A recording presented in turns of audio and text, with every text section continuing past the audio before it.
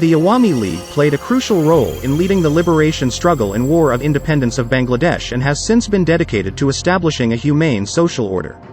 The party strives to uphold democracy and ensure the basic rights, safety, and progress of all Bengali citizens. Throughout Bangladesh's history, the Awami League has been a key player in the democracy and development of the country. From its organizational activities during the birth of Bangladesh to protecting citizens from dictatorship and extremists, the party has been a driving force in shaping the nation. As such, the Awami League is recognized as the torchbearer of democracy in Bangladesh. Even before independence, the Awami League, under the leadership of Party General Secretary Bangabandhu Sheikh Mujibur Rahman, was dedicated to restoring democracy in East Pakistan, despite the fear of Pakistani dictators. The party has been the synonym of democracy as it took risks in the lives of its leaders and activists for over half a century to ensure democratic governance.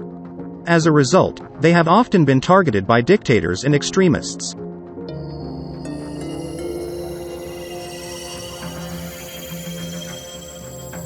In 1975, during the rebuilding of independent Bangladesh, the country was thrown into dictatorship after the brutal killing of its founding father, Bangabandhu Sheikh Mujibur Rahman, and his family. The new regime destroyed democracy, human rights, and constitutional institutions. However, in 1981, Awami League chief Sheikh Hasina returned to the country at great personal risk and promised people to bring back the right to vote and rice. The people of Bangladesh joined the anti-dictatorship movement, and with confidence in Sheikh Hasina's leadership, the dictatorship finally ended in December 1990, and democracy was restored through elections in 1991. Despite the fall of the dictatorship, the Khaleda Zia-led BNP government was not interested in changing the authoritarian regime. Due to internal conspiracy and rigging, the Awami League lost by a small margin in about 50 seats, and BNP formed the government with an alliance with Jamaat, a group of war criminals. Sheikh Hasina became the leader of the opposition party and continued to pressure the government for a democratic system of governance. Under her relentless pressure, Khaleda Zia was forced to change the presidential government system and introduce a democratic cabinet council system. Despite losing the election, the Awami League was able to establish Bangladesh as a fully democratic state, upholding the democratic governance system to this day. However, Sheikh Hasina faced many challenges, including detention by the military government, house arrest, and attempts on her life for repeated times. Freedom Party cadres, murderers of Bangabandhu, worked as a puppet army of dictators to suppress the anti-dictatorship movement of the Awami League. They even led a bomb attack at the house at Road 32 Dhanmondi to publicly raise slogans to kill Sheikh Hasina. But it failed in the face of resistance from party leaders. Even to remove Sheikh Hasina from the anti-dictatorship movement, several attempts have been made to kill her with the support of the state. Especially on November 10, 1987, the Awami League chief Sheikh Hasina was targeted by the police during the siege program.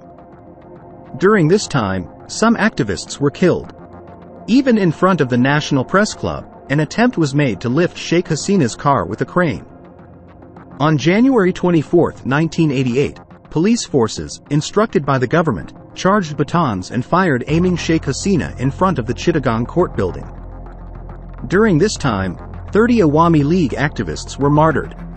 She was shot twice while giving a speech at Laudigi Maidan in Chittagong. On her way back after the public meeting, her car was again shot at. Against all odds, Sheikh Hasina persevered, and after nearly a decade of relentless struggle and the loss of countless Awami League leaders and activists, the dictatorship finally fell.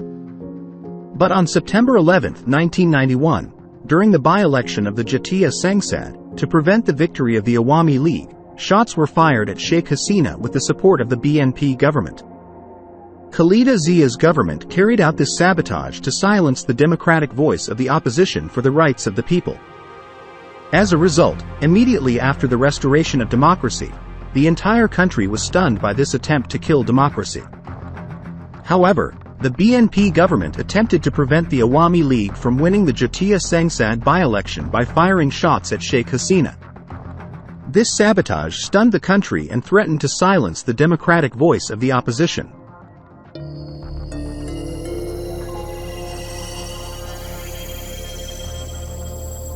Dhaka's first mayoral election was held on January 30, 1994, under the BNP government, which included the war criminals Jamaat. People were fed up with the misrule of the BNP-Jamaat coalition for 3 consecutive years. Awami League chief Sheikh Hasina nominated Muhammad Hanif as Awami League's candidate in a huge public meeting at Bangabandhu Avenue on January 28 and sought votes for him. It was then that civil society revolutionized the ballot of the democratic process. But BNP could not accept the people's mandate. To avenge the defeat, they started violent attacks on people's democracy by beating up ordinary voters. After winning the election on January 30, 7 people were killed and hundreds were injured in an attack by the defeated BNP candidate on the Awami League's victory procession in Lal Bag's Nawabganj on January 31. Among them, 23 people were paralyzed after being treated at Dhaka Medical College Hospital in a coma. The attack was carried out by the cadres of BNP's defeated mayoral candidate Mirza Abbas and BNP leader Abdul Aziz at the victory rally of Awami League candidate Humayun Kabir, the elected commissioner of Ward No. 5 of the then integral Dhaka City Corporation. At the time of the attack, senior BNP leaders and Food Minister Lieutenant General, RETD, Mir Shaukat Ali and BNP leader Shaheen were present at the scene. After carrying out this massacre in Old Dhaka's Shahid Park, the identified terrorists of BNP also attacked Chowk Bazaar. They vandalized shops and threw acid through the windows of common people's houses to create horrific situations.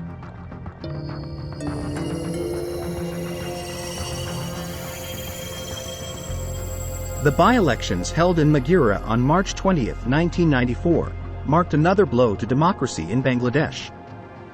BNP suffered defeat in the Dhaka mayoral election earlier and was hoping for a win in Maghera. However, the public voted in favor of the Awami League candidate despite the BNP rigging the polls from the beginning. Realizing that they were going to lose, the BNP-Jamaat alliance stole ballot papers with the help of the state during the vote count. Khalida Zia herself ensured that BNP candidate Qazi Salim-ul-Haq, owner of Econo Ballpen Company, won by changing the result, openly killing democracy. Salim-ul-Haq was later found to be extorting money from businessmen in alliance with Tariq Rahman, Khalida Zia's son and one of the top leaders of BNP. During the BNP-Jamaat regime from 2001 to 2006, Salim-ul-Haq was involved in a 100 crore takas bribery scandal to save the son of the Bashundhara Group owner from a legal case. Awami League leaders and activists were repeatedly attacked during public meetings to protest against the terror of the BNP-Jamaat government. Even in 1994, shots were fired at Sheikh Hasina's room at Ishwardi railway station under the patronage of the BNP government. But it was Sheikh Hasina and Awami League who have never backed down from people's democratic rights amid life threats.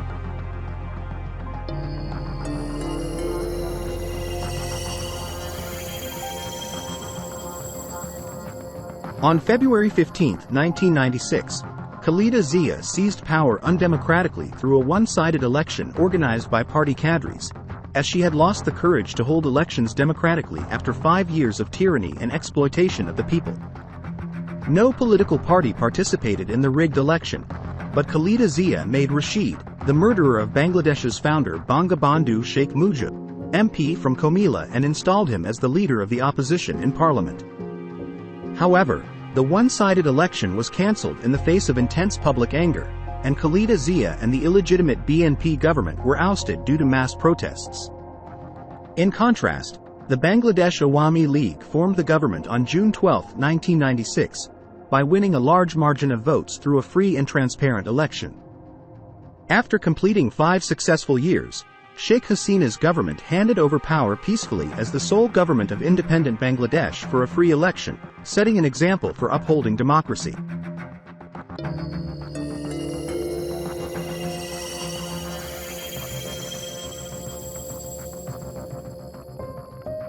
In 2006, the BNP-Jamaat alliance once again tried to seize power undemocratically by creating 1.23 crore fake voters and appointing party cadres as election officers in each upazila. The BNP-Jamaat regime had made the lives of people in the country miserable by looting and murdering opposition party leaders and workers, killing journalists and cultural workers, raping women and children, extortion, corruption, and money laundering during their stay in the government until 2006. They brought shame to Bangladesh by making it a champion in corruption 5 times in a row. They also destroyed constitutional institutions and tarnished the image of the Public Service Commission by making appointments through direct lists without examination. The BNP Jamaat regime faced widespread criticism across the country for appointing 300 Chhatra Dal cadres as election officials.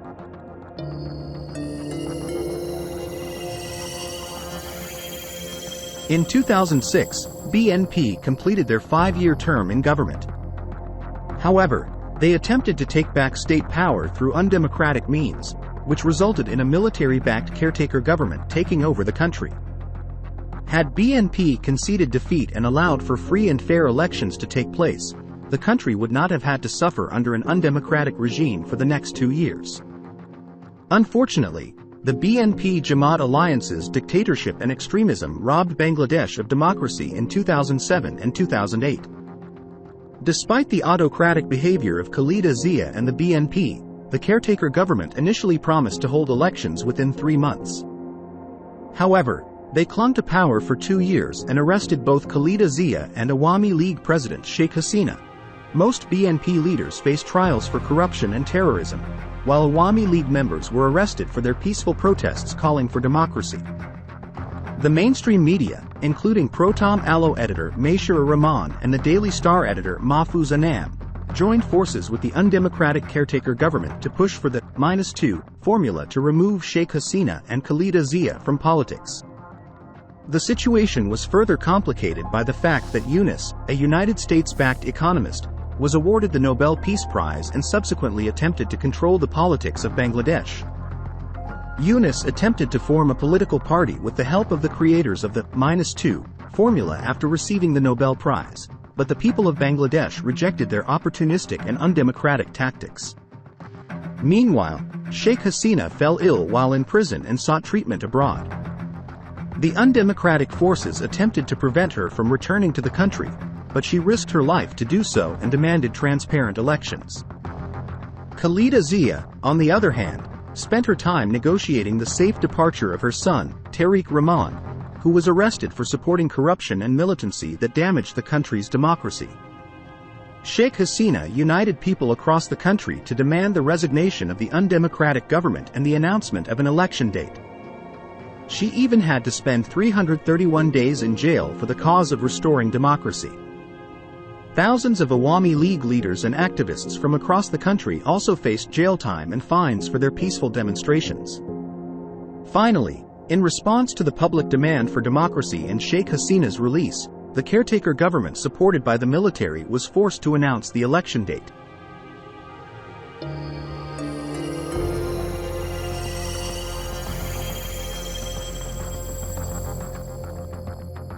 In 2007, the BNP Jamaat alliance once again attempted to seize power in Bangladesh through a rigged election using a fraudulent voter list. However, this effort was thwarted by Sheikh Hasina's unwavering commitment to the people. Sheikh Hasina demanded that the caretaker government cancel the fake voter list and create a new one with photographs to ensure transparency in the electoral process. In response to Awami League's demand, the caretaker government created a new voter list with photographs under the supervision of the army. Thanks to the strict monitoring by the international community, a fair election was held using transparent ballot boxes. It was not the caretaker government, but rather the international pressure on the army that led to the conduct of a free and fair election. As a result of this democratic process, Bangladesh Awami League won a historic victory with a 2/3 majority and formed the government again in January 2009. Today, the people of Bangladesh have national identity cards with photographs, which is a result of the picture identification card and voter list introduced by the Awami League government. While Awami League was working hard to bring back democratic governance through a fair election, the BNP chairperson Khaleda Zia was more focused on securing the safe departure of her son Tariq Rahman, who was accused of corruption, terrorism, and militancy. Khaleda Zia even refused to participate in the election unless Tariq Rahman's trial, which was ongoing under the caretaker government, was postponed and he was allowed to leave the country. The BNP leaders prioritize covering up the corruption and terrorism of their own families over restoring democracy and democratic governance in the country. Despite this, the strong stance of the Awami League forced the army-backed caretaker government to announce the election date.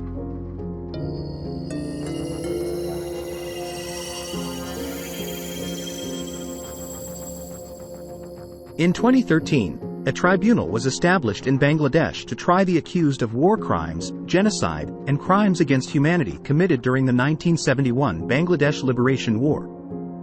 The BNP Jamaat-e-Extremist group responded by carrying out terrorist activities and killing 15 policemen to prevent the prosecution of those accused of crimes against humanity. The year 2013 saw a surge in political violence, with 492 people losing their lives and 2,200 others injured in 419 major incidents of Jamaat-Shabir political violence. Despite the political violence, international surveys predicted that the Awami League government would be re-elected for 5 consecutive years due to its development-oriented policies. However, the BNP Jamaat alliance resorted to sabotaging the 2014 10th general elections by instilling fear in the public through acts of terrorism. Hafizat-e-Islam, a group of extremist religious businessmen, also joined the alliance in carrying out arson attacks across the country. Although more than 5,000 local elections were conducted without any significant complaints, BNP Jamaat boycotted the 2014 general elections after realizing their defeat. Throughout 2014, more than 200 people, including 20 members of law and order forces, were killed in BNP Jamaat violence, which was ordered by Khalida Zia and Rahman.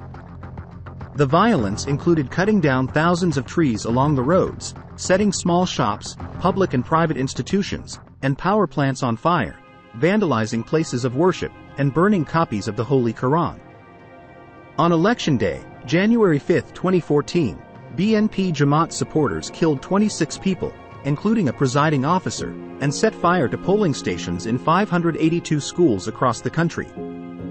After failing to prevent the elections, the BNP Jamaat alliance resorted to mass killings by throwing petrol bombs at public transport for the movement of people. They even set fire to the houses of sleeping people. On January 4, 2015, the first anniversary of the 10th parliamentary elections, the alliance resumed its arson attacks, killing 231 civilians by throwing petrol bombs at moving buses and people's houses. Another 1,180 working people were injured in the attacks, and 2,903 cars, 18 railway cars, and 8 passenger ships were set on fire. The vandalism and burning of government offices and infrastructure destroyed the essential documents of 70 government offices, including 6 land offices.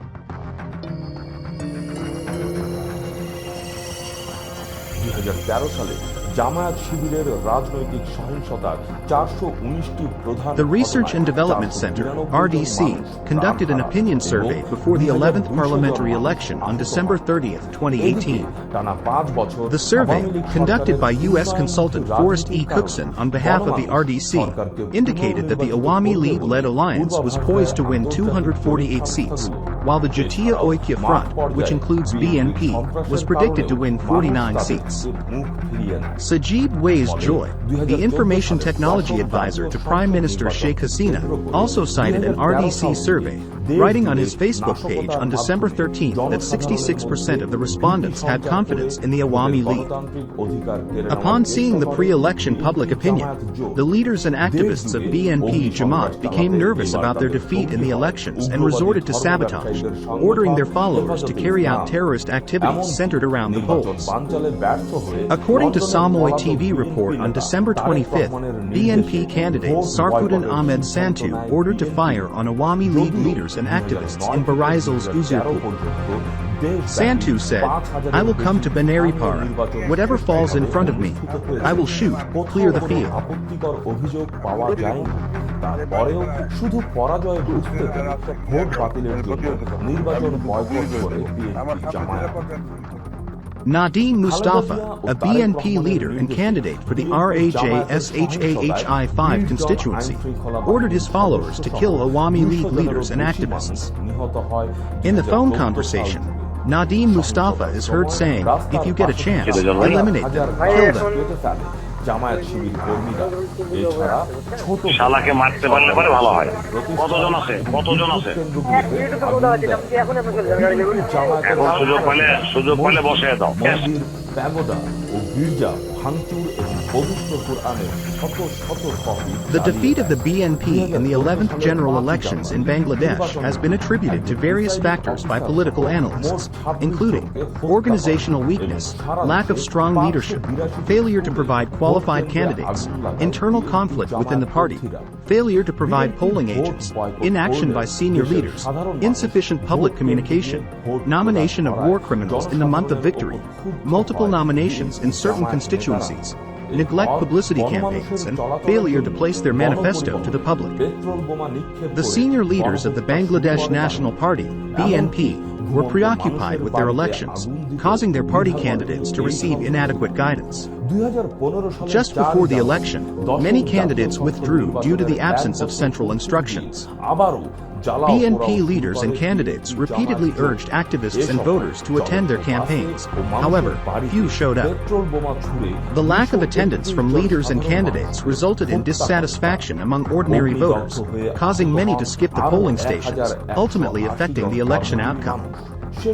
The absence of leaders and activists in the election field was cited as one of the reasons for the BNP's defeat, as their counterparts in the ruling party were actively present.